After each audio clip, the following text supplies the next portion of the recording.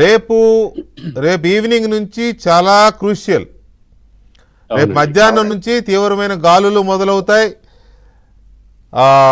వేగంగా గాలులతో పాటు వర్షం మొదలవుతుంది. ఇక రేపు నైట్ అయితే మరి ఇక అంతా బాగుండాలని కోరుకుంటాం మనం, బాగానే ఉంటుంది. బట్ ప్రజలు కొంచెం మొండిగా ఉంటే కష్టం. సో రేపు నైట్ను దృష్టిలో పెట్టుకుని ప్రభుత్వం ఎలాంటి చర్యలు తీసుకుంటే మంచిది?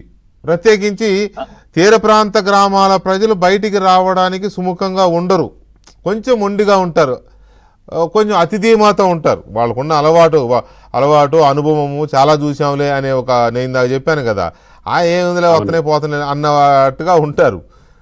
అవును. సో ఈ పరిస్థితుల్లో చెప్పండి. వెంకటకృష్ణ, ఇప్పటికే శ్రీకాకుళం, విజయనగరం, విశాఖపట్నం జిల్లాలో నేను చూశాను. గతం కన్నా భిన్నంగా అందరూ షెల్టర్కి వచ్చేసారు. ఇప్పుడు కోనాడ, చింతపల్లి తీసుకున్నా, అనకాపల్లి జిల్లాలో పూడిమరక తీసుకున్నా, శ్రీకాకుళం జిల్లాలో తీసుకున్నా, అలాగే ఇప్పుడు వర్మ గారు వాళ్ళు చెప్పినట్టు, ప్రభుత్వం చెప్పినట్టు అంటే పోలీసులు కూడా ఎడ్యుకేట్ చేస్తున్నారు, రెవెన్యూ వాళ్ళు చెప్తున్నారు, నచ్చ చెప్తున్నారు.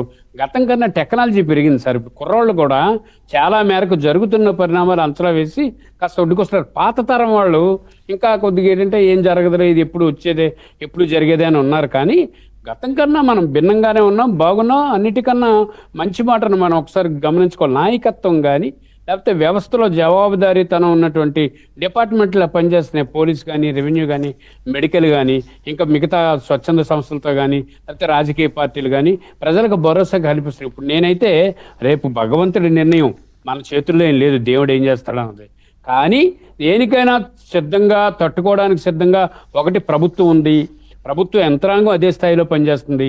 ప్రభుత్వానికి ఏం కావాలన్నప్పుడు ప్రధాని నరేంద్ర మోడీ గారు ఇప్పటికే చంద్రబాబు నాయుడు గారితో మాట్లాడారు. ఎప్పటికప్పుడు central government of India rescue team కోసం రాష్ట్ర ప్రభుత్వం చర్చ చేస్తుంది. మరి నేను ఈరోజు చూశాను, కొన్ని విమానాలు కూడా రద్దు చేశారు, ట్రైన్లు రద్దు చేశారు. సాధ్యమైనంత వరకు ఎక్కడ కూడా ప్రమాదం సంభవించినా పెద్ద ప్రాణ నష్టం జరగకుండా, ఆస్తి నష్టం జరగకుండా అన్ని యంత్రాంగాలు స్పష్టంగానే పనిచేస్తున్నాయి. కాబట్టి భగవంతుడు కూడా మనకు అనుకూలంగానే, పొరపాటు జరగకుండానే అమ్మయ్య దేవుడు మనల్ని కాపాడాడు అనుకునేలాగా ఉంటుంది అని నేను ఒక వ్యక్తిగా నేను అభిప్రాయపడుతున్నాను. ప్రభుత్వం మాత్రం ఎక్కడ కూడా లోపం, ఈ లోపం ఉంది అన్న దగ్గర లేదు. భవిష్యత్తులో ఏమైనా పొరపాటు జరగకూడదు జరిగినా తర్వాత జరిగే పరిణామాలపైన వార్ ఫుటింగ్లో యుద్ధ ప్రాతిపదికన రాష్ట్ర ప్రభుత్వం అన్ని చర్యలు తీసుకుంటుందని మాత్రం స్పష్టంగా నమ్మగలుగుతున్నాం. ఎందుకంటే డౌన్ టు ఎర్త్ అండి వెంకటకృష్ణ గారు, ఎంత చెప్పినా తక్కువే. Down to earth all departments mobilize అయి ఉన్నాయి, అన్ని చోట్ల ఉన్నాయి.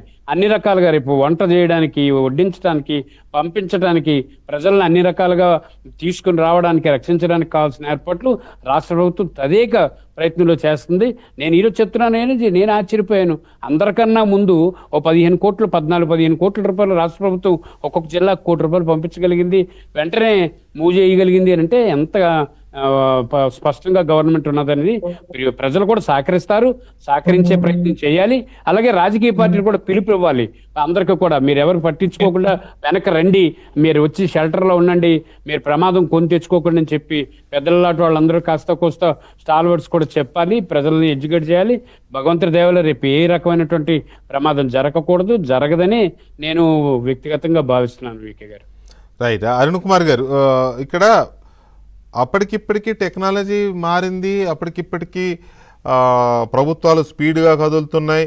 అప్పుడు వాతావరణ కేంద్రం వర్షం పడుతుంది అంటే ఎండ వచ్చేది, ఎండ వస్తుందంటే వర్షం పడేది. ఇప్పుడు అలా కాదు. ఇప్పుడు వాతావరణ కేంద్రాలు అలర్ట్స్ ఎలా ఉన్నాయంటే పలానా టైంకి పలానా ఊళ్ళో పిడుగులు పడతాయని చెప్తున్నారు, ముందే పిడుగులు పడుతున్నాయి. అంత అక్యురసీ వచ్చింది.